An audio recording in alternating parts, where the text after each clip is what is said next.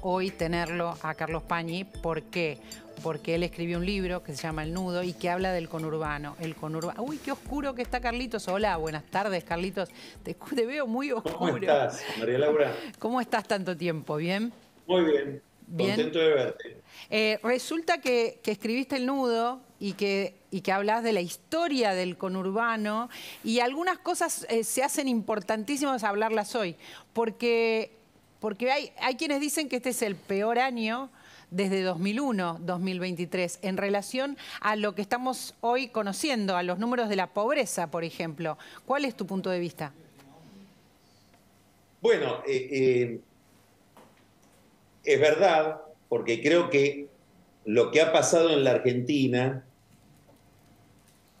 es que desde hace varias décadas, se puede discutir la fecha, los historiadores suelen coincidir en que esto empieza, todo número es arbitrario, ¿no? Pero no caprichoso. Podríamos decir que 1975 es un año clave para la historia de la economía argentina, el Rodrigazo. Es la primera vez que la Argentina tiene más de 100% de inflación. Desde entonces hasta ahora estamos viviendo, para ponerlo en términos del título tan adecuado de Tulio Alperín, la larga agonía de un sistema. Él dijo de la Argentina peronista, no del peronismo, de la Argentina peronista. Es decir, de un modelo cerrado, un modelo poco competitivo económicamente, muy basado en el mercado interno, poco abierto al mundo, con poca capacidad exportadora, que dadas esas condiciones se encuentra cíclicamente con crisis. Crisis que se expresan en algo que está pasando ahora en parte por esto que estoy mencionando y además muy afectado por un factor aleatorio externo que es la sequía, falta de dólares.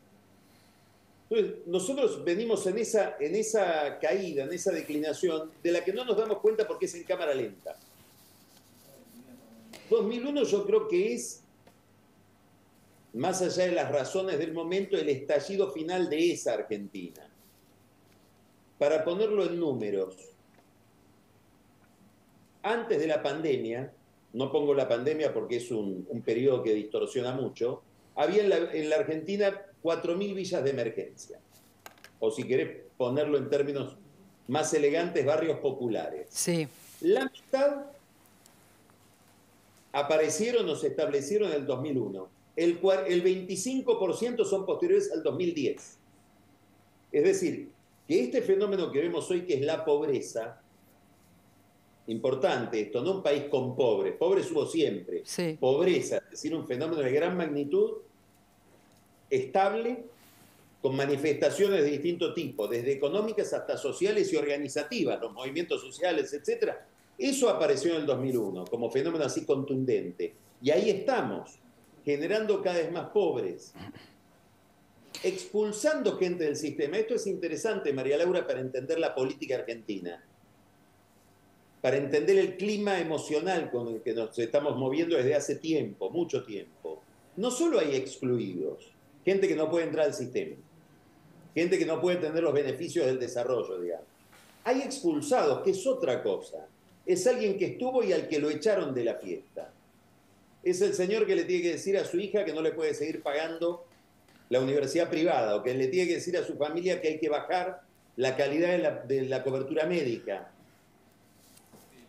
O la persona de 50, 55 años que durante la cuarentena por primera vez tuvo que ir a pedir comida a un comedor popular, siendo que antes tenía trabajo. Bueno, esa configuración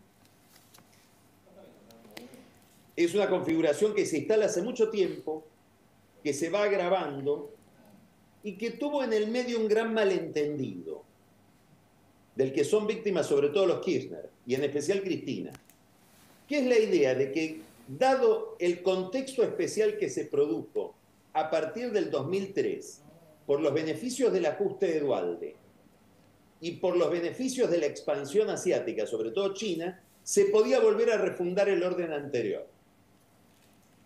Y en esa convicción armaron un Estado gigantesco, un Estado para 1000 años, sostenido en una circunstancia económica que duró 5 años, 7 años. Bueno, ahora estamos fuera de ese malentendido y en el final de ese viaje. En el final de ese viaje. Ese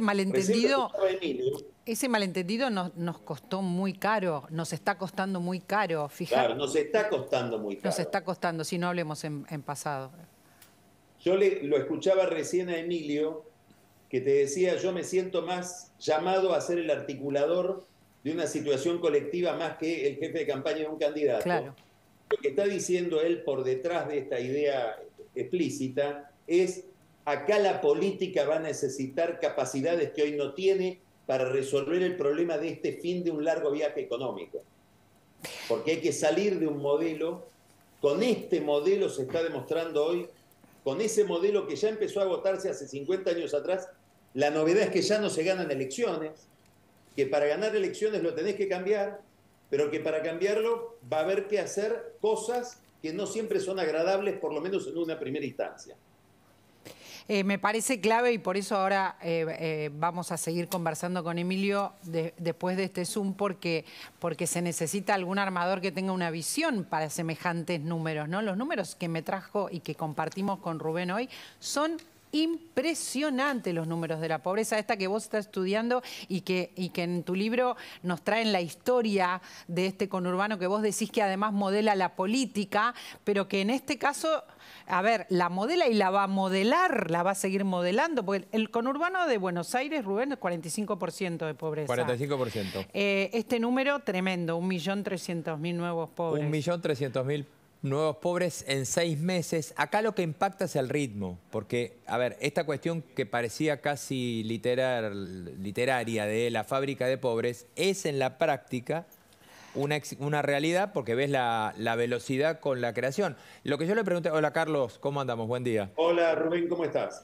Lo que yo te preguntaría es, ¿cuál es la posibilidad que tenemos o la posibilidad que le queda en las manos a un gobierno nuevo con la dinámica que tiene también interna Juntos por el Cambio de por lo menos comenzar a revertir culturalmente esta cuestión? Bueno, acá hay por lo menos 2 instancias por delante. La primera es un plan de estabilización. Es decir, un plan que corrija las enormes distorsiones que hay hoy en la macroeconomía argentina. Altísima inflación, falta de dólares, de una deuda en pesos imposible de maniobrar, se lo acaba de decir la segunda del Fondo Monetario Internacional a Massa en este viaje. El problema de la deuda en pesos es un problema gigantesco que va a enfrentar el próximo gobierno y que este gobierno va tratando de patear para adelante. Todo esto es el agotamiento de un modelo con muchas distorsiones, con muchas patologías, en un escenario internacional complejo, sobre todo afectado por la sequía para nosotros. Ahora, planes de estabilización tuvimos muchísimos. Ajá. El plan austral, la convertibilidad fueron planes de estabilización. Y, por ejemplo, el plan austral se estudia en las universidades como un modelo, como una relojería perfecta. ¿Qué pasó después? Que una vez que se estabilizó, no se avanzó en una gran modernización o reorganización de la economía, que no está referida solamente a estas variables que acabo de mencionar.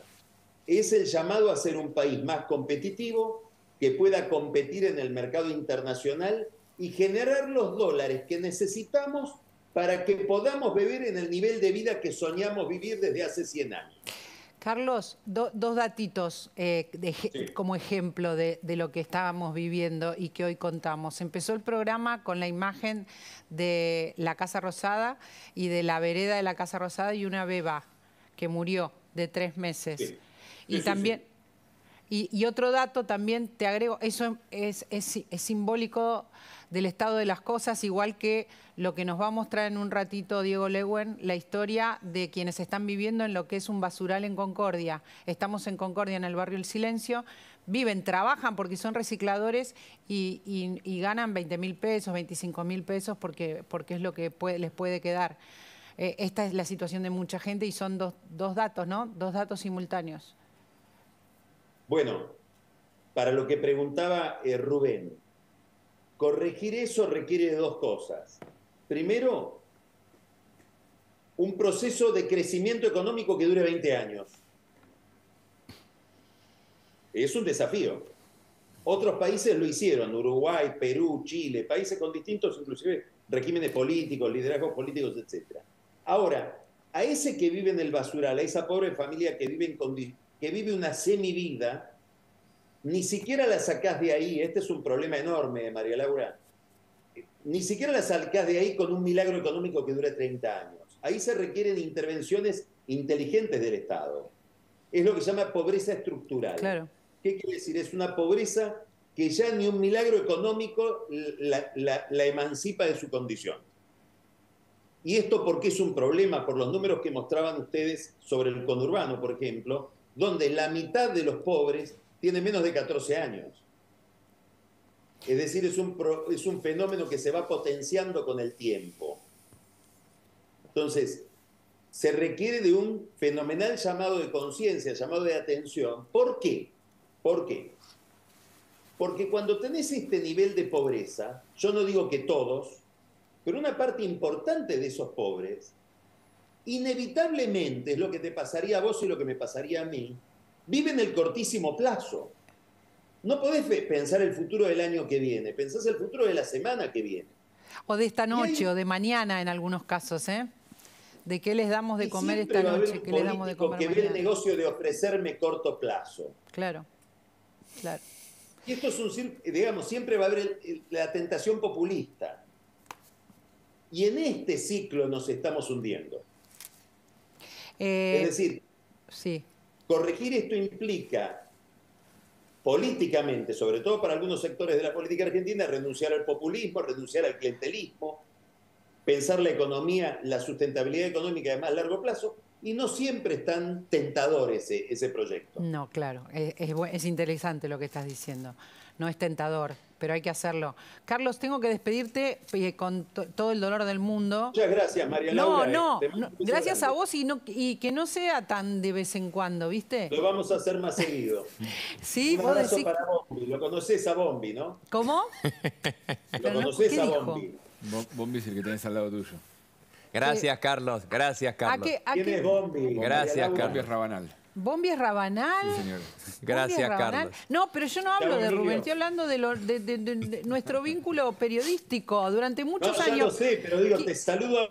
Quiero que sepan que hacíamos algo juntos los lunes. Ahí se cortó justo. Te saludó a vos y aprovechó volvé. a hacer la maldad del día. ¿Cuál es la maldad? Es de reconocer un sobrenombre ¿Que te que él dicen conoce Bombi? mío, que lo tenía ¿Dónde estás, escondido hace Carlitos? muchos Ahí está. años. Ahí está. Ahí está.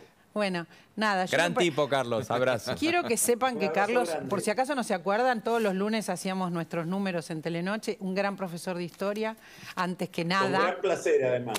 Con gran placer. Así que sea pronto, Carlos, la próxima. Un abrazo. Un beso grande. Un beso. Y gracias. ¿Cómo se hace todo Gracias. esto que dijo Carlos? Voy a ordenarme. Iván es uno de los que siempre nos contó los escenarios y ahora vamos a hablar del escenario que se viene en 2023, que es feo, Iván Carrino. Es feo. Nos dijo siempre lo que vienen de la manera más amable, porque es un amor de persona. Lo que viene no va a estar bueno, no es lo mejor, no va a ser bueno, pero bueno, vamos a hablar muy